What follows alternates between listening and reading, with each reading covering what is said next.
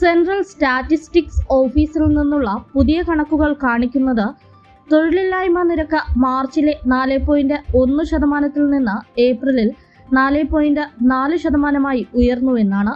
മാർച്ചിലെ താൽക്കാലിക കണക്ക് 4.3% ആയിരുന്നു.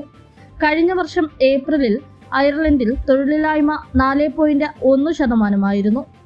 AIBS and P global manufacturing purchasing managers ഇൻഡക്ഷനുമായി പുറത്തിറക്കിയ ഉൽപാദന പ്രവർത്തനങ്ങളുടെ ഒരു സർവേ ഡിമാൻഡ് മന്ദഗതിയിലായതിനാൽ ഏപ്രിലിൽ ജീവനക്കാരുടെ എണ്ണം കുറഞ്ഞതായി കാണിച്ചു. ഇന്നത്തെ CSO കണക്കുകൾ കാണിക്കുന്നത് പുരുഷന്മാരുടെ തൊഴിലില്ലായ്മ നിരക്ക് ഏപ്രിലിൽ 4.7% ആയിരുന്നപ്പോൾ സ്ത്രീകളുടെ തൊഴിലില്ലായ്മ നിരക്ക് 4.1% ആയിരുന്നു. 2024 മാർച്ചിലെ 1,15,400 പേരുമായി താരതമ്യം ചെയ്യുമ്പോൾ ഏപ്രിലിൽ തൊഴിലില്ലാത്തവരുടെ എണ്ണം 1,24,200 ഉയർന്നതായി CSO അറിയിച്ചു.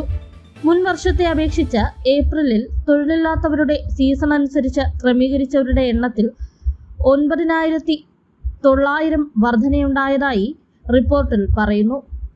യുവാക്കളുടെ തൊഴിലില്ലായ്മ നിരക്ക് മുൻ മാസത്തെ പുതുക്കിയ നിരക്കായ 9.2% നിന്ന് ഏപ്രിലിൽ 10.6% ഉയർന്നു.